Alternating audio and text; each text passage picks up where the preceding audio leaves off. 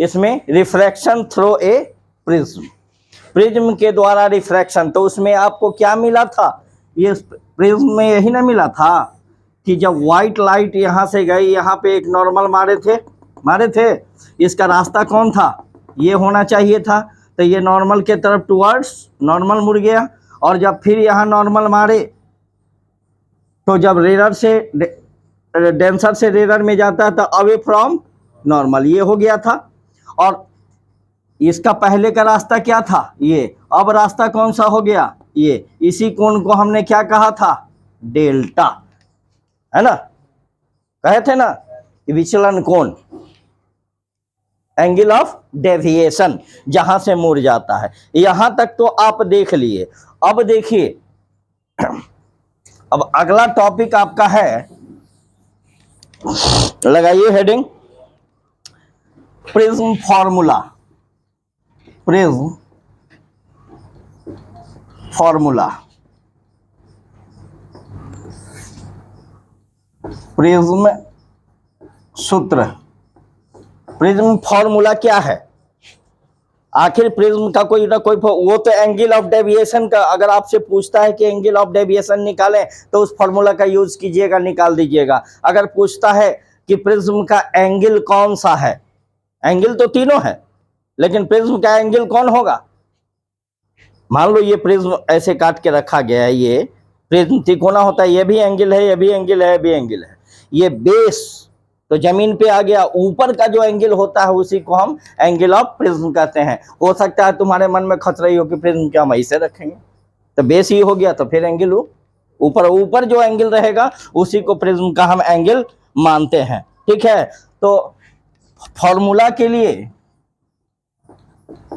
We know that, इसका मतलब क्या हुआ बेटी, क्या जानती है, बोलो।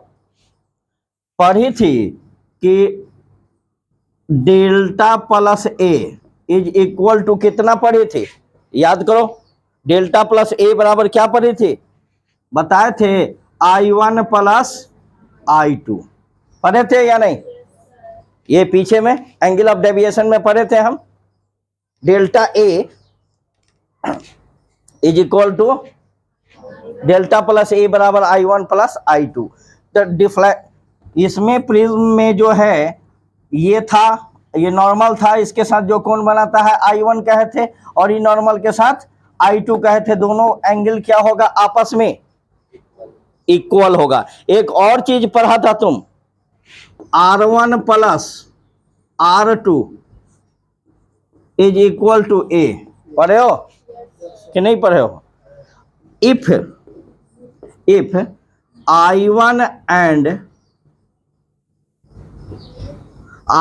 Is equal to I2 is equal to I, मान लिए, चूंकि दोनों कोण क्या है, इंसिडेंट एंगल है। इंसिडेंट एंगल को हम क्या मानते हैं, I, और दोनों एंगल क्या होता है आपस में बराबर, जितना I1 होगा उतना ही I2 होगा। जब दोनों बराबर है तो दोनों का वैल्यू हम मान लिए I।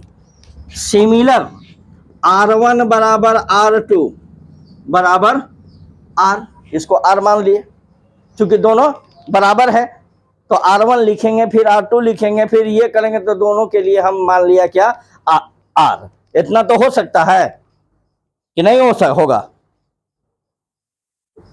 होई। तो चला एक के साइड करो। देखिए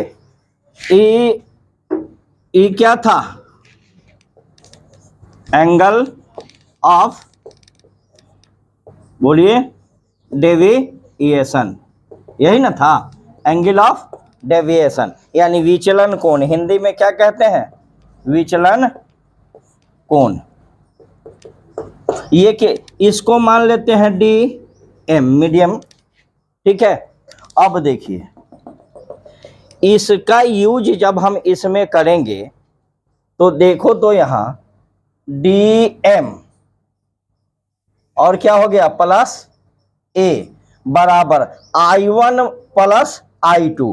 I1 भी I है और I2 भी I है, तो दोनों I और I मिलके क्या हो जाएगा, 2I, लिख सकते हैं। अब देखो तो I इज इक्वल टू क्या होगा, DM प्लस ए एंगल, ए क्या है, एंगल ऑफ प्रिज्म, प्रिज्म का कोण, अब बटा क्या हो जाएगा 2, इतना तो होगा कि नहीं होगा। फिर से एक बार R1 बराबर क्या है R2, यहां जो हम माने हैं R1 प्लस R2 बराबर A माने है ना। फिर अगेन क्या होगा, R1 के लिए क्या हो जाएगा R, R2 के लिए क्या हो जाएगा R, और दोनों को R और प्लस R मिला देंगे तो क्या हो जाएगा 2R। इसको मान लो इक्वेशन 1, इसको इक्वेशन 2, ये लिख दो बाई इक्वेशन 1। ये क्या बराबर क्या हो जाएगा A, होगा या नहीं, सॉरी R स्मॉल लिखो, यहां कोई प्रॉब्लम है। अब R बराबर क्या हम देंगे A/2, ये कहां से आया बाई इक्वेशन 2, हो सकता है इतना, यहां तक कोई दिक्कत। अब देख according to Snell's law, Snell के नियम के अनुसार, स्नेल के नियम के अनुसार स्नेल ने क्या कहा था याद है कि sine I upon sine R is equal to constant. Snell यही ना नियम दिया था, चूंकि I और R very small angle, therefore I is equal to R। यहां तक तो हम पढ़ाए हुए हैं, अब तो दिख नहीं रहा है जी, पहले इसको नोट कर लो उसके बाद रफ करते हैं। अब देखिए इधर रफ कर देते हैं। देखो स्नेल्स लॉ क्या कहा था, साइन I बटे साइन R, यही कहा था कि और कुछ कहा था। ये क्या था बराबर कांस्टेंट यानी कि मीडियम, इधर दिया था n, हम इधर दे देते हैं n लिखो, या कहीं कहीं म्यू भी है, इसलिए घबराना नहीं, दोनों रिफ्रैक्टिव इंडेक्स है, ठीक है। तो n इज इक्वल टू क्या होगा साइन I, तो इसको हम लिख दें साइन I का वैल्यू कितना निकाला यहाँ DM district magistrate, plus angle of deviation in medium, अब बटा क्या 2, यही और क्या है 2 है।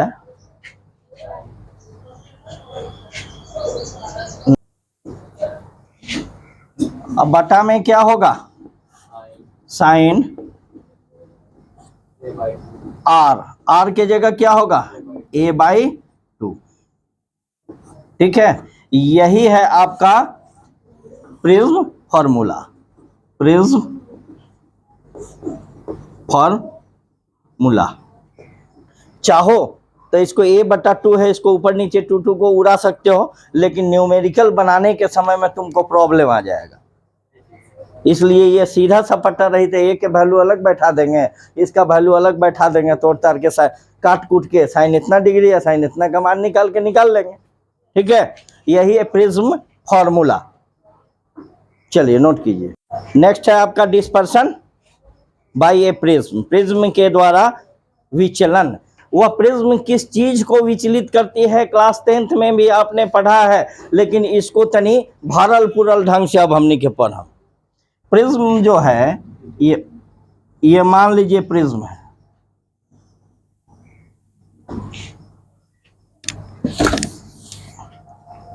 ये प्रिज्म है,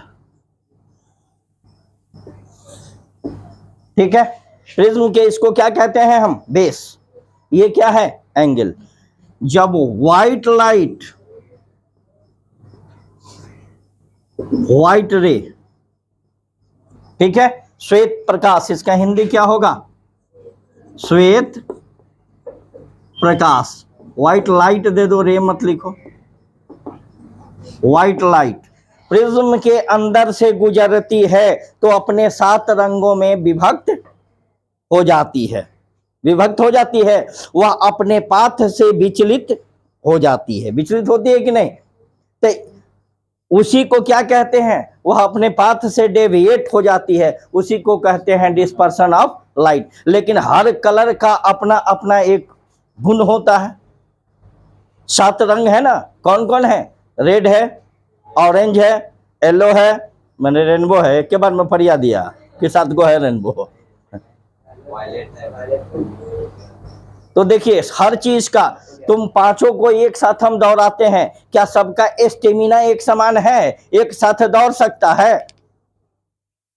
कोई बहुत आगे जाएगा, कोई मिडिल में रहेगा, कोई बीच में पीछे रहेगा, आगे पीछे होता है। तो ये बताइए, व्हाइट लाइट तो ये हो ही गया, व्हाइट लाइट, ये हम इस पर मारे नॉर्मल, नॉर्मल मारे तो रेरर से जब डेंसर में प्रवेश करता है तो टुवर्ड्स नॉर्मल, नॉर्मल के तरफ, अभिलंब के तरफ किरण मुड़ जाती है। अभिलंब कहाँ है? ये, इसका पाथ कौन सा था? ये था या नहीं? तो ये इसका पाथ था, यह क्या हो गया? मुड़ गया, ऐसे टेटिया होता है, मुड़ गया। अब इस पर मैंने एक नॉर्मल मार दिया, ये ठीक। जब इस पर नॉर्मल मारेंगे तो इसका पाथ क्या होना चाहिए था? ये, लेकिन यह अवे फ्रॉम नॉर्मल, डेंसर से रेरर में जाता है तो क्या होगा? Away from normal. नॉर्मल से क्या भागेगा? दूर भागेगा, ठीक है, नॉर्मल से दूर भागेगा। तो नॉर्मल ये था, तो इससे क्या भागेगा? दूर, यानी मुड़ जाएगा। ये हम समझाने के लिए दिए थे। जब मुड़ता है तो ऐसे, तो आपने रे को देखा था, एगो रे किरण ऐसे डेविएट हो जाती है, अपने पाथ से विचलित हो गई थी, एंगल ऑफ डेविएशन हमने निकाला था। लेकिन श्वेत प्रकाश 7 रंगों से मिलकर बना है, वहां से जब यह गुजरता है तो हर रंग की फ्रीक्वेंसी बराबर नहीं होती है, हर रंग का वेवलेंथ बराबर नहीं होता है, सबकी फ्रीक्वेंसी और वेवलेंथ अलग अलग होता है, ठीक है। तो ये क्या होगा? रेड मुड़ गया, उसके बाद ये मुड़ गया, फिर ये मुड़ गया, ये मुड़ गया। क्या गौगा जी? बड़ा खचरा है भाई, हो गया है। और उसके बाद यहां एक हम पट्टी मार देते हैं, पट्टी मार दिया,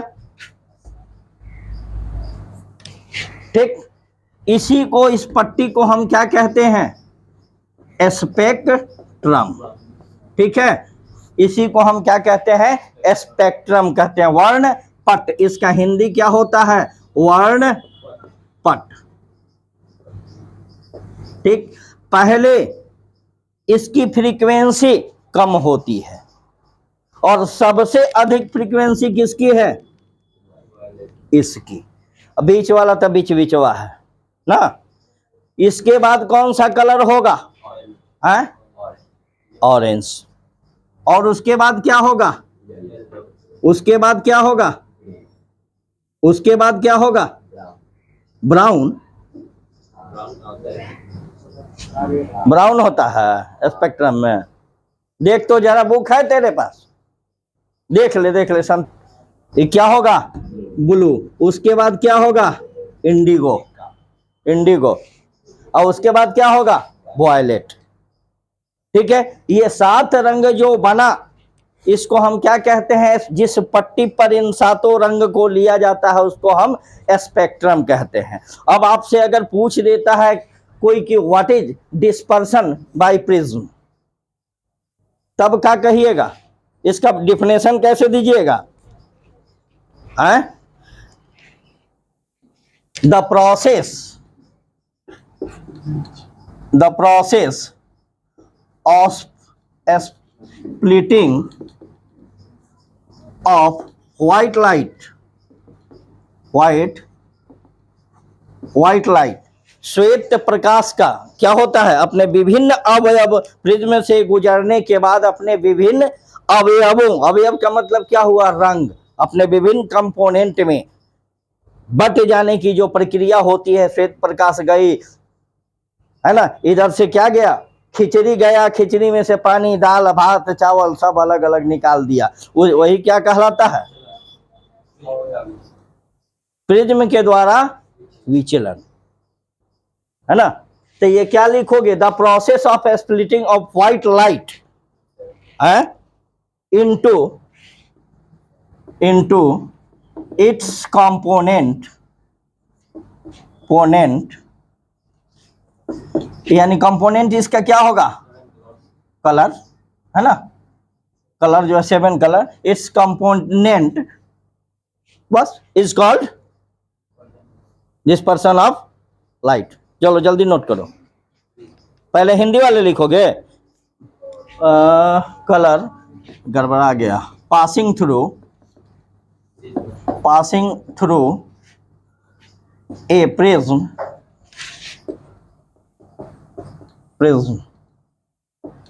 is called dispersion of light। Dispersion किसके द्वारा हो रहा है, प्रिज्म के द्वारा, नहीं ना बताया है, हेडिंग लगाए हैं, इसको कहते हैं डिस्पर्सन ऑफ लाइट, है ना। हिंदी वाले नोट करना है तो नोट कर लो, किसी प्रिज्म से श्वेत प्रकाश के गुजरने पर, किसी प्रिज्म से श्वेत प्रकाश के गुजरने के बाद अपने विभिन्न अवयवों में, अवयव के विभिन्न अवयव, अब ब्रैकेट में लिख देना रंग, विभिन्न अवयवों में विभक्त होने की प्रक्रिया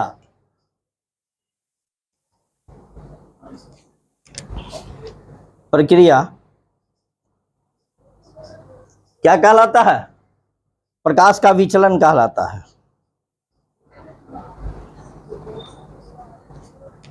अब देखिए यहां ध्यान से, वेव लेमडा को हम क्या कहते हैं, वेवलेंथ, लेमडा को क्या कहते हैं, वेवलेंथ। वेवलेंथ का मतलब क्या हुआ, तरंग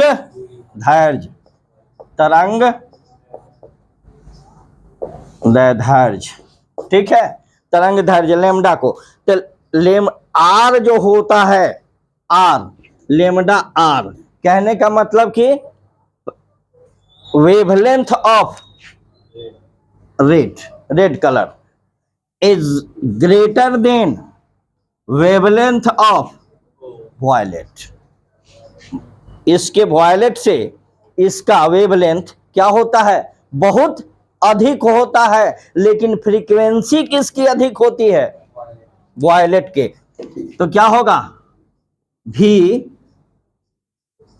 फ्रीक्वेंसी को हम क्या कहते हैं, म्यू द्वारा इंडिकेट करते हैं, म्यू भी इज ग्रेटर देन, क्या होगा, म्यू आर, ठीक है।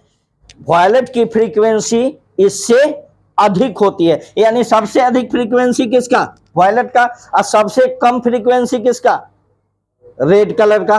और वेवलेंथ सबसे अधिक किस कलर का, रेड कलर का, और सबसे कम वेवलेंथ किसका, वायलेट कलर का। तो जिसकी फ्रीक्वेंसी अधिक होगी वह अधिक मुड़ेगा ना, जिसका स्टेमिना अधिक होगा वह अधिक आगे तेज दौड़ के जाएगा, अन्यथा बाद बाकी कांखे लगी, हाथे लगी ना, हाफेगा।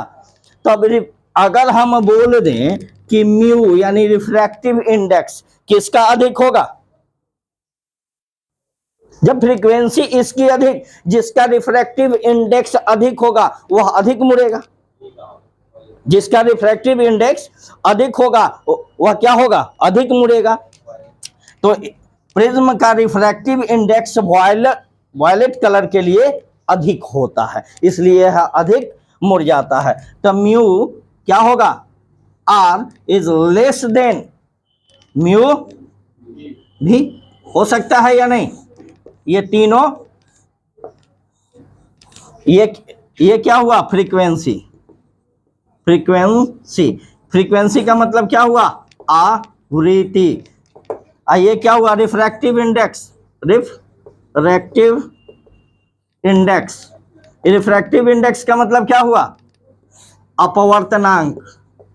अपवर्तनांक जिसका अपवर्तनांक अधिक होगा, जिस कलर के लिए अपवर्तनांक अधिक होगा वह कलर अधिक डेविएट होगा, यानी अधिक विचलित होगा। जिसके लिए कम होगा वह कलर कम डेविएट होगा। कोई दिक्कत यहां तक? चलो नोट करो इसको। काहे भागल जाते हुए? Cause of dispersion.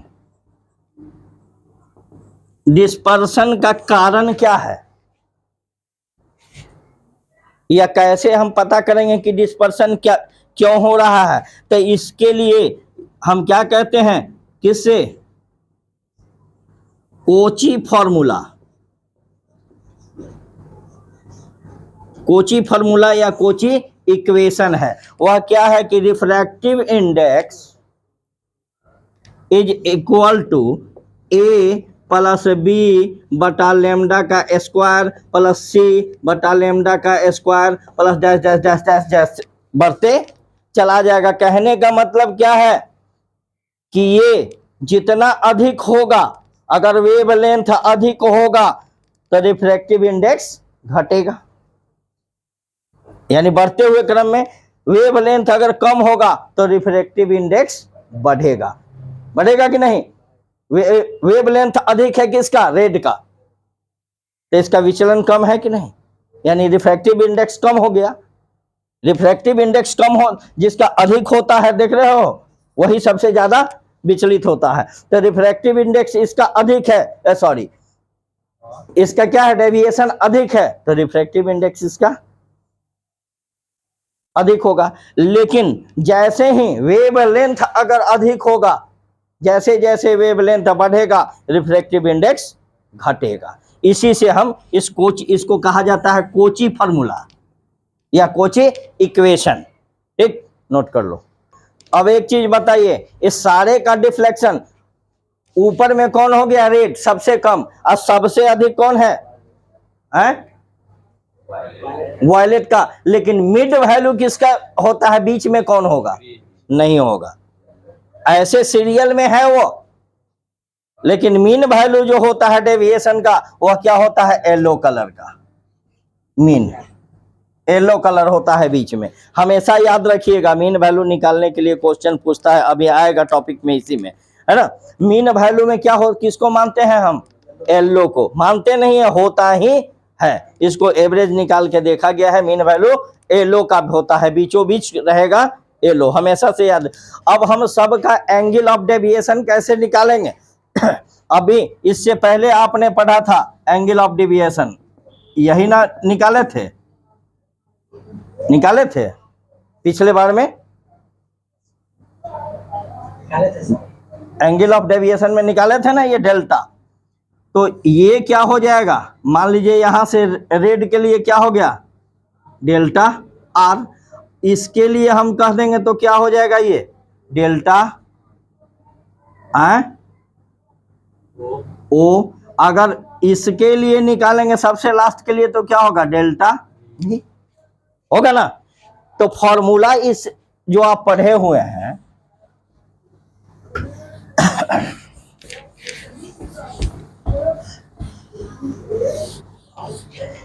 फॉर्मूला में आप क्या पढ़े थे? एंगल ऑफ डेविएशन हम कितना निकाले थे?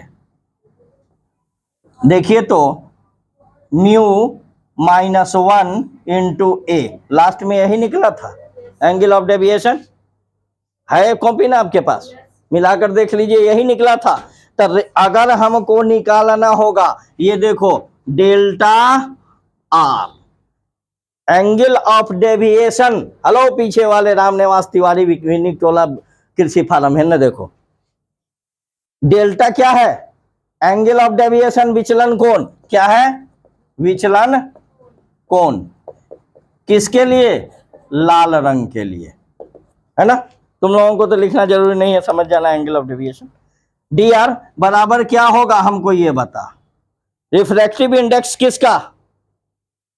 अरे रेड कलर के लिए है तो क्या होगा, रिफ्रैक्टिव इंडेक्स ऑफ आर -1 और ए। अब वही निकालना होगा डी भी डेल्टा भी, यानी एंगल ऑफ डेविएशन किसके लिए, वॉयलेट के लिए, है ना, वॉयलेट के लिए। तो क्या होगा, म्यू भी -1 इंटू ए। अब लास्ट वाला निकाल दिए और शुरू वाला निकाल, शुरू और लास्ट दोनों निकाल दिए हैं, बीच वाला वैसे ही ना निकलेगा कि अलग अलग निकलेगा, फॉर्मूला सेम रहेगा, निकाल दोगे। अगर रिफ्रैक्टिव इंडेक्स दिया रहे किसी भी, मान लीजिए कि पानी का रिफ्रैक्टिव इंडेक्स दिया हुआ है ना, और ये एंगल ऑफ प्रिज्म दिया हुआ, तो कहेगा कि find out angle of deviation for violet colour या angle of deviation for red colour. आप निकाल लोगे, फॉर्मूला लगाओगे, 2 नंबर पा जाओगे।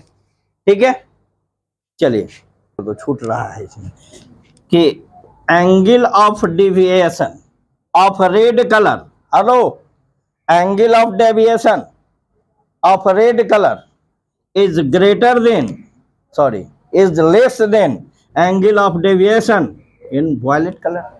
violet color से इसका डेविएशन भी क्या होगा, ऐसे भी आप देख रहे हैं कि यहीं तक रह जाए, वही दौड़ के सोनपुर स्टेशन पहुंच जाए, नहीं जैसे तुम रजिस्ट्री बाजार से दौड़ के फकराबाद पहुंच जाता है।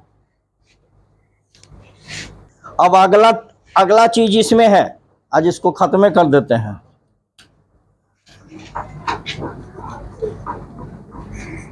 एंगुलर डिस्पर्सन,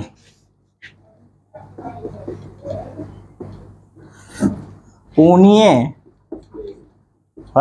बोकेलाल विक्षेपण, वही हुआ ना, सब समझदारी है ये। तो कोणीय विक्षेपण, कोणीय विक्षेपण कौन हुआ, अभी तुरंत ये जो बताए हैं, डेल्टा आर और डेल्टा भी। डेल्टा आर किसके लिए, रेड के लिए, विक्षेपण यानी डेविएशन, है ना, और डेल्टा भी किसके लिए, तो मान लिया डिस्पर्सन डेविएशन दोनों एक ही चीज है, विक्षेपित होना, अपने पाथ से विचलित हो जाना। ठीक है, तो मान लिए कि दोनों के बीच में लेट थीटा एंगल हो रहा है, दोनों इस दो को डेविएशन हो रहा है, आर का और भी का, दोनों का अंतर हम मान लिए क्या, थीटा। तो थीटा बराबर क्या होगा, सबसे अधिक में से सबसे कम वाले को घटाएंगे, तो क्या होगा, डी भी डेल्टा भी माइनस डेल्टा आर, होगा या नहीं होगा, इसको मान लो कि इक्वेशन 1। ठीक है, इसी को अगर हमको निकालना रहे in the term of refractive index, in the term of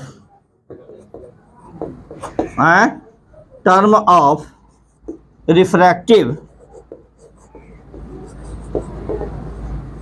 index, यानी कि अपवर्तनांक के रूप में, अपवर्तनांक के रूप में, तो ये बता कि अभी हम निकाले हैं कि डेल्टा आर, डेल्टा क्या है, डेल्टा क्या है, अबला क्या यार तुम लोग क्या पढ़ती हो, खाली छापने के लिए आती हो। उतना 3 दिन से पढ़ा रहे हैं, डेल्टा विचलन कोण, एंगल ऑफ डेविएशन,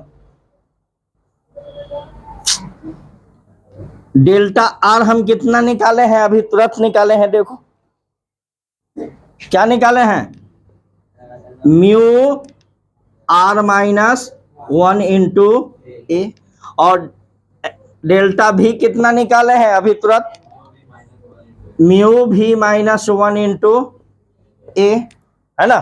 तो put the value of delta R and delta भी इन इक्वेशन 1। डेल्टा आर और डेल्टा भी का मान समीकरण 1 में रखने पर डी डेल्टा आर और डेल्टा V का मान समीकरण 1 में रखने पर, तो रख दो। ये एंगल, टोटल एंगल यानी टोटल डेविएशन हमको जानना है, ये नहीं कि आर का जानना है, ओ का, आर का ओ का जानने के लिए तो हम फॉर्मूला बता ही दिए हैं। अब टोटल डेविएशन कितना हुआ कुल, तो लास्ट में से फर्स्ट को घटा देंगे, फाइनल निकलता है ना, फाइनल वेलोसिटी क्या होता है, फाइनल में से इनिशियल को घटाते हैं तो नेट वेलोसिटी निकलता है ना। या डिफरेंस है इसमें, थीटा क्या हो जाएगा, क्या है, डेल्टा भी है, डेल्टा भी माइनस डेल्टा आर, तो भी कितना, डेल्टा भी कितना, म्यू भी -1 इंटू ए, और माइनस डेल्टा आर कितना है, म्यू, एन लिख रहे थे, म्यू आर -1 इंटू ए, ठीक है, लास्ट चला है। अब देखें यहां, इसमें से थीटा बराबर म्यू भी -a और minus mu R minus minus plus A लिख दें। अरे ये तो गड़बड़ हो गया, म्यू भी -1 ना है, 1 है ना, और minus mu R minus minus plus 1, A को क्या करते हैं, कॉमन ले लिए, ले सकते हैं, इतना हो सकता है कि नहीं, एक लाइन ड्रॉप कर दिए हैं, ए दोनों में है तो कॉमन ले लिए, ये इतना उतार दिए माइनस, ये माइनस माइनस प्लस। अब देख तो ये और ये साहब जाएंगे, तो थीटा इज इक्वल टू क्या होगा, म्यू भी माइनस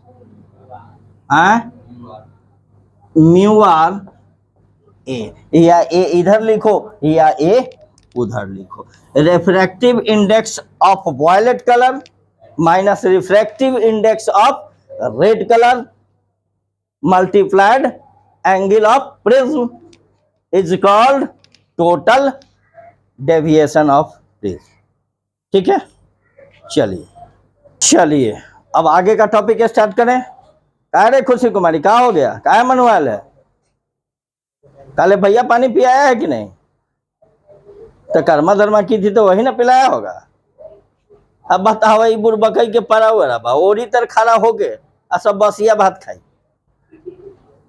हाँ वो बसिया भात ताजा ने। चलिए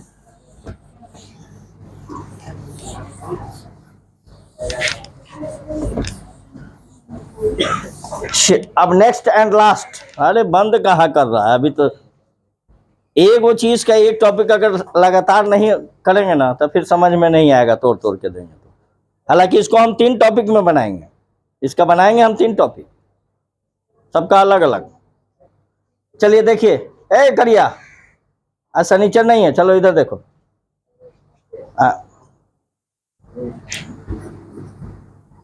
डिस्पर्सिव पावर, विचलन क्षमता, इसका हिंदी क्या होता है, विचलन क्षमता। अब हम तो कह दिए अभी कि वायलेट कलर का सबसे ज्यादा डेविएशन होता है, रेड कलर का सबसे कम होता है, रेड कलर का वेवलेंथ सबसे अधिक है, अब वायलेट का सबसे कम है। और ये भी कोची फार्मूला के द्वारा हमने बताया था कि अगर वेवलेंथ बढ़ता है तो रिफ्रैक्टिव इंडेक्स घटता है, बताए थे ना, बी बाई लेमडा का square plus C by lambda का स्क्वायर, माने जैसे जैसे बढ़ेगा वह घटेगा, क्यों, क्योंकि इनवर्स प्रोपोर्शनल है। फिटास अब इसका पावर कितना होता है, इसके पावर को हम किससे, ओमेगा द्वारा सूचित किया जाता है ना। तो इसका पावर होता है एंगुलर डिस्पर्शन बटा मीन मीन डिस्पर्सन। कोणीय विक्षेपण क्या होगा? कोणीय विक्षेपण अब बटा माध्य विक्षेपण, यही है फॉर्मूला इसका। ठीक है, तो एंगुलर आपके पास है, इसको क्या कहते हैं? Dispersing power, DP, dispersing power. तो एंगुलर डिस्पर्सन कितना अभी निकाले हैं? अभी ना निकाले हैं रे। म्यू भी माइनस म्यू आर ए, अब बटा क्या होगा? Mean dispersion. मीन डिस्पर्सन किसका होता है? येलो कलर का होता है ना। ऐसे किताब में आपको दिया होगा, हर किताब में आप देख लोगे कि दिया होगा n-1, यही दिया होगा।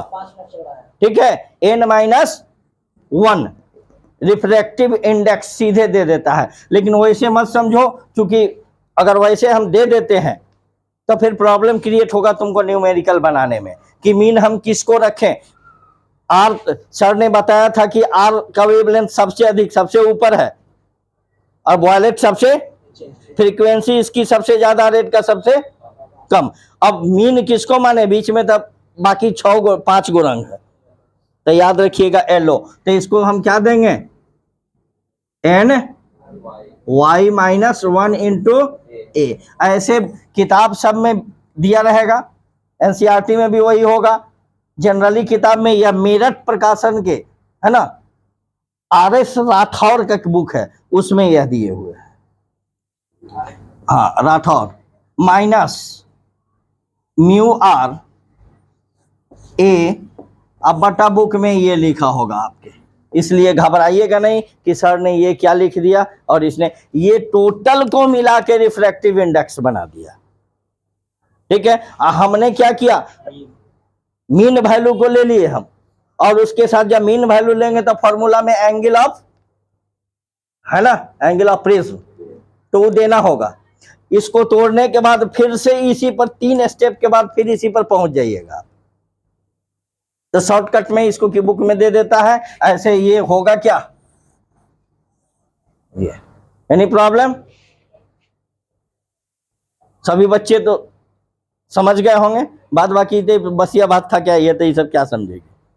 मार पी लेना जाके, दिमाग मोटा हो जाएगा। चलिए।